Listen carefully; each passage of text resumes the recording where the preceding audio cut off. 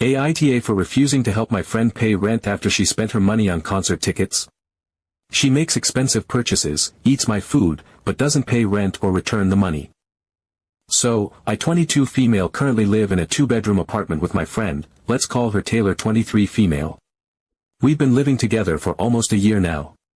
It is not a luxury apartment or anything fancy, just a small, functional place that we split everything for right down the middle. Rent, utilities, groceries, Wi-Fi, all 50-50. I'm a full-time student working a part-time job, and she works full-time at an office job. Money is tight for both of us, but we've always managed to make it work. Or at least, we used to. Last week, rent was due. We usually pay it on the 1st, and we each transfer our half to our landlord directly through an app. Pretty straightforward. On the evening of the last day of the month, Taylor approached me and said she couldn't cover her half this time. She said her paycheck was unexpectedly short and that she had some automatic payments hit her account she forgot about. She looked stressed, apologized for the last-minute notice, and asked if I could spot her half of the rent, just until her next paycheck in 2 weeks. She said she felt terrible even asking, and that this was a one-time thing. I won't lie, I was really stressed out by her request. My own finances are always on the edge, and I budget very carefully. Covering her half of the rent would drain most of my emergency savings, but at the same time, I didn't want to let her down or have us both in trouble with the landlord. I reminded myself that we were friends, and sometimes people go through rough patches. I figured if it was really just this one time, I could grit my teeth, transfer the full rent, and tighten my belt for the next 2 weeks. So I told her yes, I'd help her out, but she had to pay me back as soon as her paycheck came in. She thanked me profusely and promised she'd pay me back. I went to bed a little anxious, but at least the rent was paid. The next day, I'm scrolling through Instagram during a break from class, and I see Taylor's story. She's at a massive concert in our city, one of those stadium-sized events that people talk about for weeks. She had posted videos from the crowd, selfies with friends, merch photos, and clips of the artist singing live. I was shocked. I didn't even know she was going to this concert. And from the look of her seats and the amount of merch she posted, she definitely did not cheap out.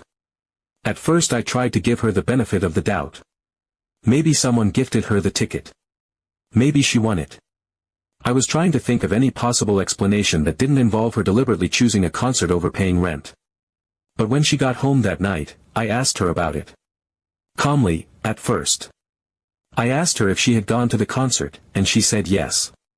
Then I asked if someone gave her the ticket or if she paid for it, and she admitted that she had bought the ticket herself, a whole month ago, when she first heard the artist was coming. She said she never thought her finances would be this tight by now, and she didn't want to miss what she called a once-in-a-lifetime experience. She said concerts are one of the few things that make her feel truly alive and that she couldn't just pass it up. I was stunned. I told her how unfair it was that she had money to go to a concert but not to cover rent that I had to stress about and cover on her behalf. She rolled her eyes and told me I was being harsh. She said that experiences like this are important for her mental health and that if the roles were reversed, she would have done the same for me. I told her I wouldn't have let it come to that, because I actually budget for my responsibilities and make sure rent is covered before spending on luxuries. Things got tense very quickly. She said I was making her feel like a burden and that I didn't understand how hard she works or how badly she needed a break. I told her that I get it, mental health matters. But priorities matter too. And choosing a concert over rent? That's not a mistake. That's a choice. A deliberate one. She could have sold the ticket or asked me for help before the last minute if things were looking rough, but she didn't. Instead, she banked on me picking up the slack. Since that argument, we haven't spoken more than a few words. She's been cold, slamming doors and avoiding me in the apartment. A couple of mutual friends found out what happened, probably because she vented to them, and now I've been getting mixed reactions. Some of them are on my side and say she crossed a line. Others are telling me I'm being too rigid and that I should be more understanding. One even said I was acting selfish, because concerts are her escape and that everyone deserves to treat themselves sometimes. But here's the thing, I'm not angry that she went to a concert. I'm angry that she chose to go to a concert knowing she might not be able to pay rent. I'm angry that she waited until the very last day to tell me and let me take on the stress and financial hit, while she was out dancing in a stadium. I'm angry that she thinks I'm heartless for calling it out. I didn't sign up to be someone's safety net when they're making impulsive decisions and treating responsibilities like optional tasks. I don't know where we go from here. I'm not looking to end the friendship, but I also can't shake the feeling that she took advantage of my kindness. I feel like if I just let it go, it'll happen again. And I hate being in this place where I feel like the bad guy for having boundaries. So am I the asshole for refusing to cover her rent in the future and for calling her out on prioritizing a concert over her responsibilities? Update 1. It's been a few weeks since the rent and concert debacle, and I wish I could say things improved. Spoiler, they didn't. Not even a little. After the argument about the concert, Taylor shifted into this strange limbo of passive-aggressive behavior that was somehow both subtle and suffocating. She wasn't outwardly hostile, she didn't scream or slam doors or pick fights, but her presence in the apartment turned into this icy, silent force field. Every word felt weighed down. Every interaction was laced with something unspoken. It was like walking on glass, but the glass was invisible and the cuts were slow. We used to talk about everything, late-night vent sessions, cooking dinner together while playing music, staying up to watch shows we were both addicted to. That was gone. It evaporated overnight, like none of it had ever mattered. I'd come home from class and find her on the couch scrolling through her phone with headphones in, not even glancing up. I'd say good morning and get a half-hearted grunt in return, if anything. The kitchen became a shared space only in theory. She'd wait until I was out or holed up in my room before going in there, like even crossing paths with me had become a chore. It was so cold, so deliberate, like she was punishing me for not being cool with the fact that she chose a concert over paying rent. And still, I tried to be the bigger person. I wasn't looking to drag the tension out. I continued doing the things I normally would, asking if she needed anything when I was heading to the store, leaving space for small talk if she ever wanted to take it. I wasn't pushing, just trying to signal that I was open to moving forward if she was willing to have a grown-up conversation. But she wasn't. Instead, her behavior started changing in these subtle, almost passive ways, the kind that build up like dust until suddenly, everything feels dirty. One afternoon, I came home early from class. My professor had canceled a midterm last minute, which was a blessing in disguise because I was running on fumes. All I wanted was a hot lunch and a few hours to breathe. As I walked up to our building, I looked through the hallway window and saw Taylor inside, struggling slightly to carry several large shopping bags. Not plastic grocery bags or anything from Target.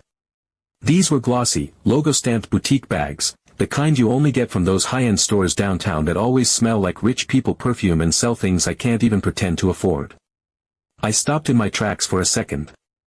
My brain did this weird flicker, like trying to reconcile what I was seeing with what I knew, namely, that she still hadn't paid me back a cent of the rent money I'd covered for her. But I gave myself the usual internal pep talk. Maybe she was returning something. Maybe she was picking something up for someone else. Maybe, despite appearances, this wasn't what it looked like.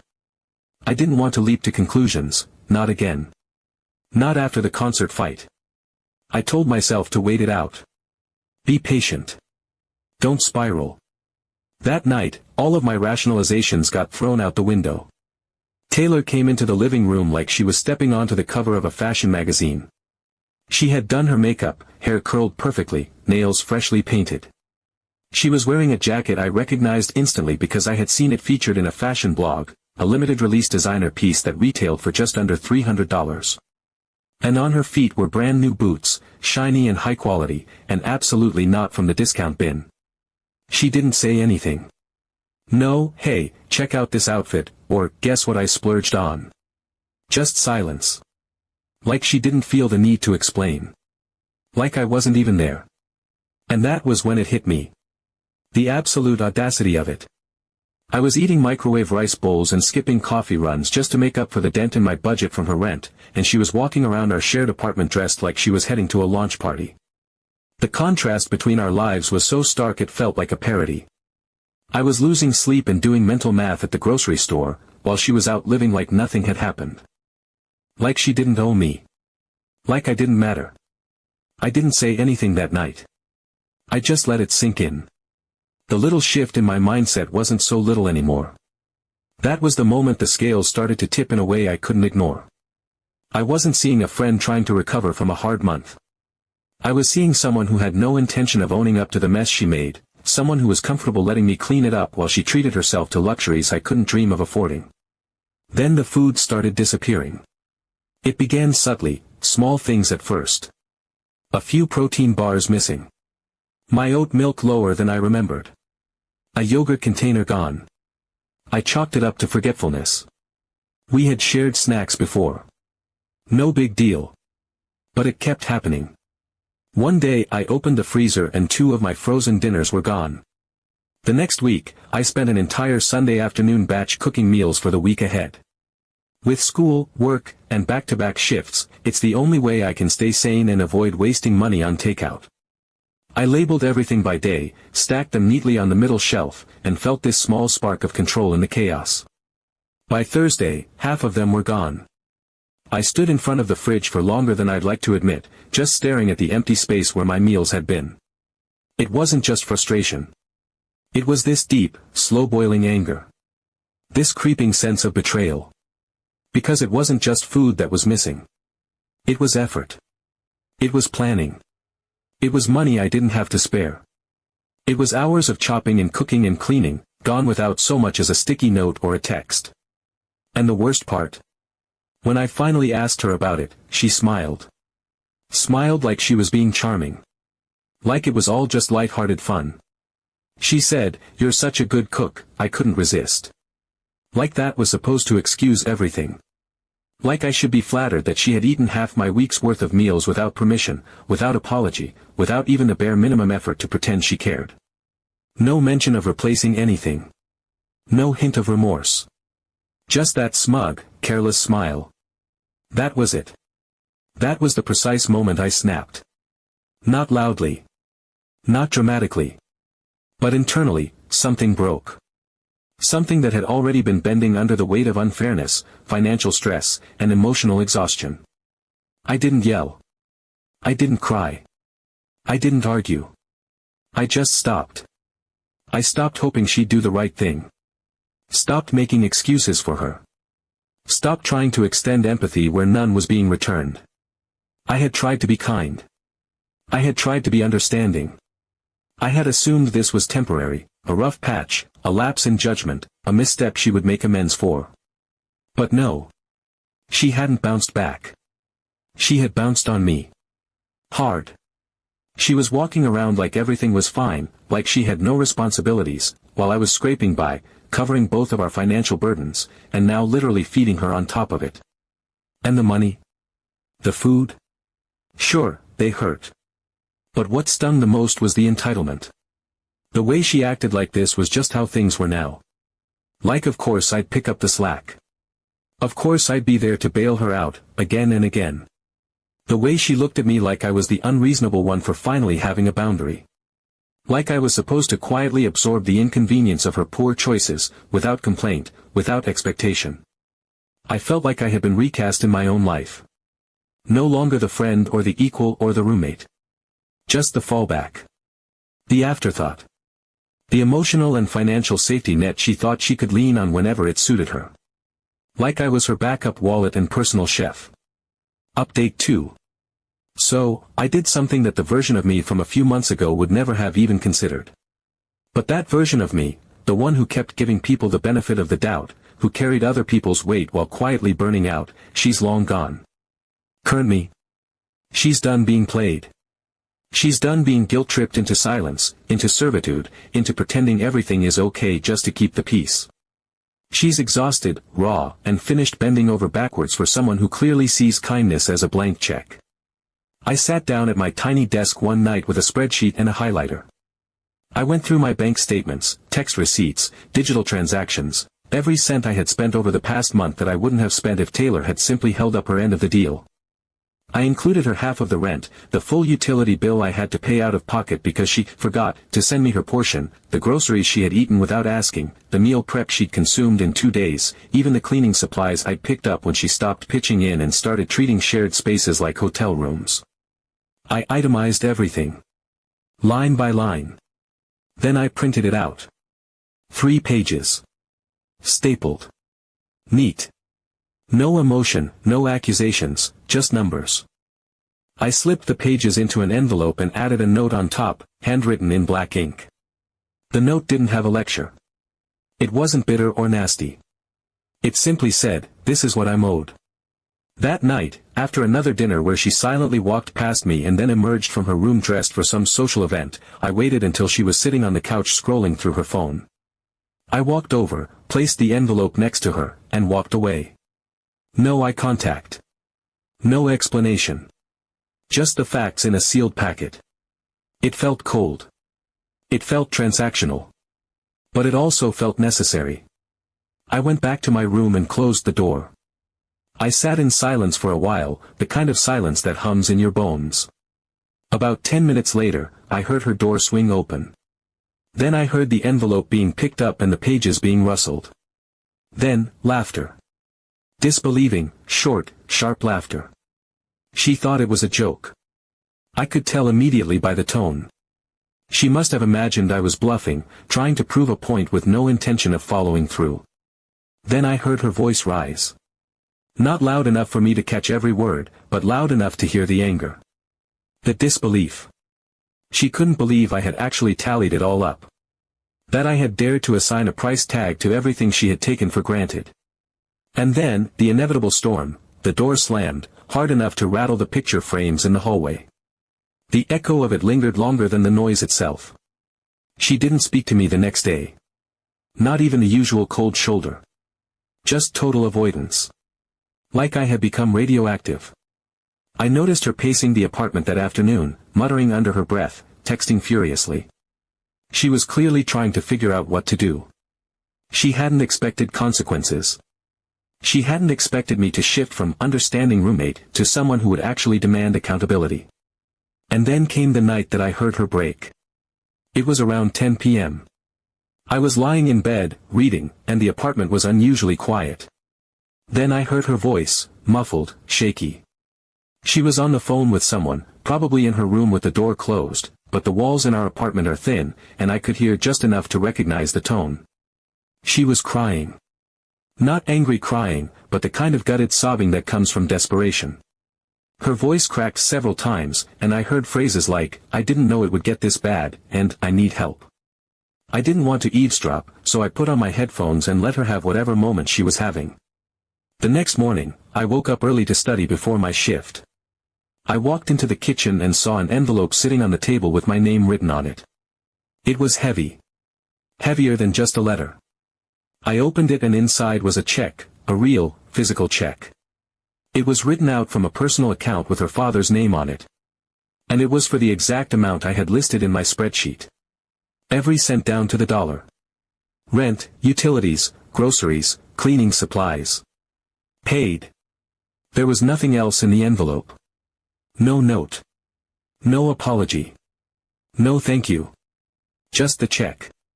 It was the most transactional moment of our entire friendship, and somehow it felt like the most honest one too.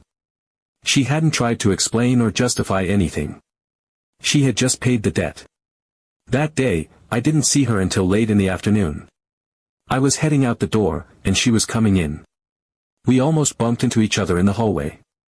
For a second, we locked eyes. Her face was puffy, like she'd been crying again, but she held her expression tight. She didn't say anything.